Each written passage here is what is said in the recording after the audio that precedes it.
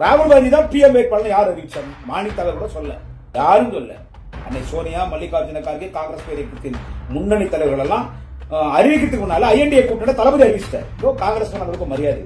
மாணிக் தாகூர் பேசுறதெல்லாம் நாங்கெல்லாம் பதில் சொல்ல முடியாது கருத்து நான் சொல்லுவேன். ஒரு ரவுடித்தனமா மாணிக் தாகூர் நீங்க பேசுறீங்கன்னா நாங்கெல்லாம் பேசினா நீங்க தாங்குவீங்களா? இந்த கருத்துக்கும் திமுகவுக்கும் எந்த சம்பந்தம் இல்ல. நான் தளபதி படம் வச்சிருக்கேன்னா இவர் படத்தை யாருன்னா வச்சுக்கல. ஏன்னா இவர் பொது சொத்து தளபதி, அவர் ஒரு தேச தலைவர். திமுக தொண்டனின் குரலாக பேசுறேன். காங்கிரஸ் கூட்டணி வேணவே வேணாம் நான் சொல்லல. காங்கிரஸ் திமுக நல்ல உறவு இருக்கு. தமிழ்நாட்டில் நாங்க 40 ஜெயிக்கிறோம்.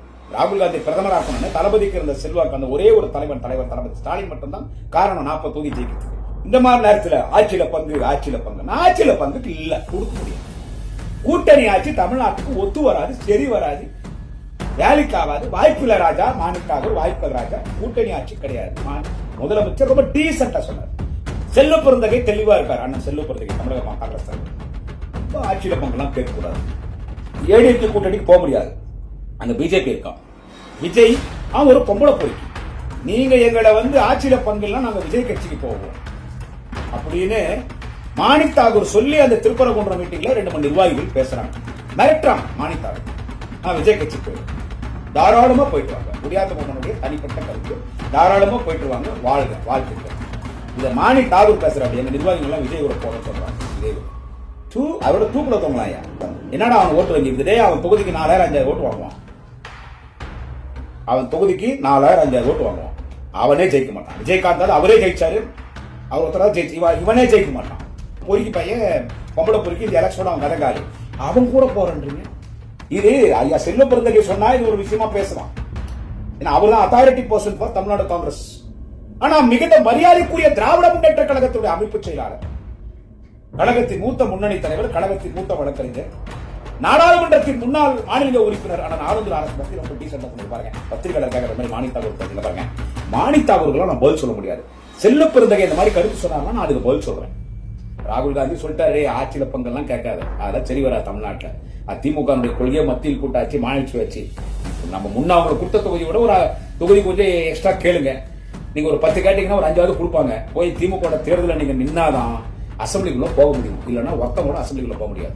அவர் சொல்லி அமிச்சிட்டார். அவர் தெளிவாக, ராகுல் காந்தி தெளிவா இருக்கிறாரு, அன்னை சோனியா தெளிவா இருக்கிறாங்க, மல்லிகார்ஜுன கார்கே கர்நாடகா மாநிலத்தை சேர்ந்தவர் அவரு தெளிவா இருக்கிறாரு. எல்லாமே செல்வ பெருந்தகை அவர் விரும்புறது என்னன்னு கேட்டா, ஏன்னா அவரோட திராவிட சிந்தனையார் செல்வ பெருந்தகை. அவரும் முடிவாகிறார் நம்ம திமுக ஆட்சியில பங்கா சரி வராது. ஒரு நல்ல உறவுல காங்கிரஸ் திமுக இருக்கும்போது பார்லிமெண்ட்ல 40 அதிகம் தமிழ்நாடு. இதை ஏன் மாணிக் தாகூர் கெடுக்கிறாருன்னா, பல கோடி ரூபாய் பணம் மாணிக் தாகூர் பிஜேபி கிட்ட இருந்து வாங்கிட்டாரு. பரவலாக பேசப்படுகிற செய்தி. பிஜேபியினுடைய பி டீம் தான் மாணிக் தாகூர். பிஜேபி காரன் பல கோடி ரூபாய் பணம் மாணிக் தாகூர் கொடுத்து இப்படி எல்லாம் பேசிட்டு சொல்றதுனாலதான் மாணிக் தாகூர் பேசிட்டு இருக்காரு. திமுக கூட்டணியிலையும் நம்ம விலகி வெளியே விஜய் கிட்ட போயிடலாம், போய் நாசமா போயிடலாம், காங்கிரஸ் குட்டிச்சோராய் கூட்டலாம். ஐயோ மாணிக் தாகூர் சின்ன பையன், உன்னை உச்சா போக வச்சிட்டான். சின்ன பையன், பொடி பையன் விஜய் பிரபாகரன். ஆனா உன்னை திமுக தொண்டை உன்னை ஜெயிக்க வச்சான்.